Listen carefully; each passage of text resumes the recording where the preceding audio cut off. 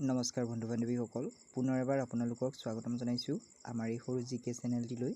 আজি আমি আপোনালোকৰ বাবে কেইটামান অতি গুৰুত্বপূৰ্ণ প্ৰশ্ন উত্তৰ লৈ আহিছোঁ।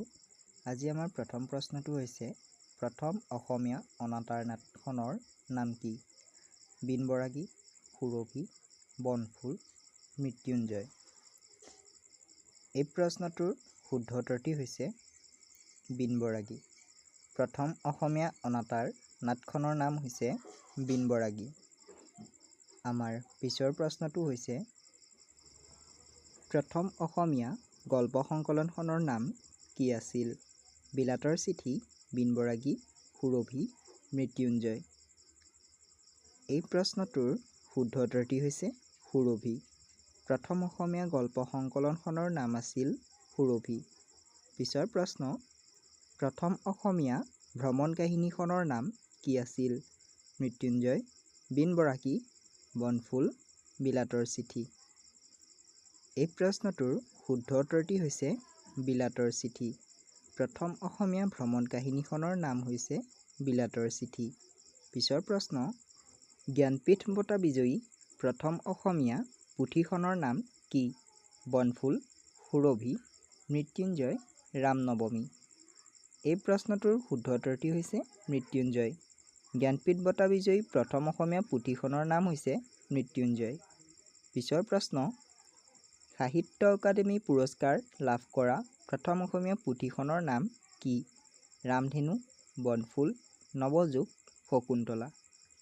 এই প্ৰশ্নটোৰ শুদ্ধ উত্তৰটি হৈছে বনফুল। সাহিত্য অকাডেমি পুৰস্কাৰ লাভ কৰা প্ৰথম অসমীয়া পুথিখনৰ নাম হৈছে বনফুল। পিছৰ প্ৰশ্ন, অসমৰ প্ৰথম মহিলা আলোচনীখনৰ নাম কি? ঘৰজেউতী, উৰুলি, বিন্দু, প্ৰান্তিক। এই প্ৰশ্নটোৰ শুদ্ধ উত্তৰটি হৈছে ঘৰজেউতী। অসমৰ প্ৰথম মহিলা আলোচনীখনৰ নাম হৈছে ঘৰজেউতী।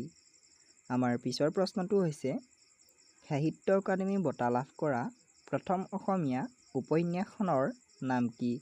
য়াৰুইংগম, মৃত্যুঞ্জয়, বনফুল, পাতালপুৰী। এই প্ৰশ্নটোৰ শুদ্ধ উত্তৰটি হৈছে য়াৰুইংগম।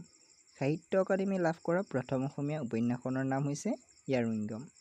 পিছৰ প্ৰশ্ন, জ্ঞানপীঠ বঁটা লাভ কৰা দ্বিতীয়গৰাকী সাহিত্যিকৰ নাম কি? নীলমণি ফুকন, নলিনীৱালা দেৱী, ডক্টৰ মামণি ৰয়ছম গোস্বামী, কমলালয়া কাকতি।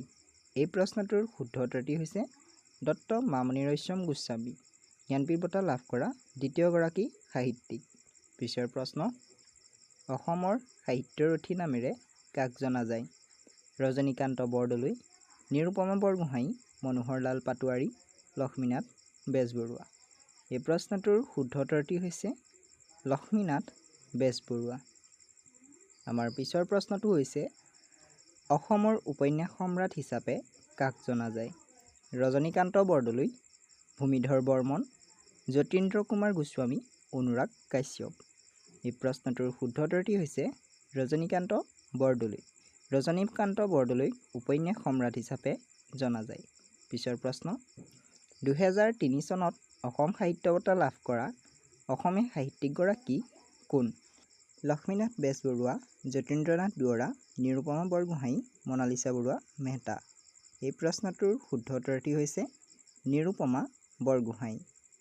আমাৰ পিছৰ প্ৰশ্নটো হৈছে, প্ৰথম অসমীয়া ছপা পুথিখনৰ লিখকজনৰ নাম কি? ৰজনীকান্ত বৰদলৈ, গুণাভিৰাম বৰুৱা, আত্মাৰাম শৰ্মা, পদ্মনাথ গোহাঁই বৰুৱা। এই প্ৰশ্নটোৰ শুদ্ধ উত্তৰটি হৈছে আত্মাৰাম শৰ্মা, ধৰ্মপুস্তক বাইবেল। যদি ভিডিঅ'টো চাই ভাল লাগিল তেনেহ'লে লাইক এটা কৰি চেনেলটো প্লিজ ছাবস্ক্ৰাইব কৰি ৰাখিব। ধন্যবাদ।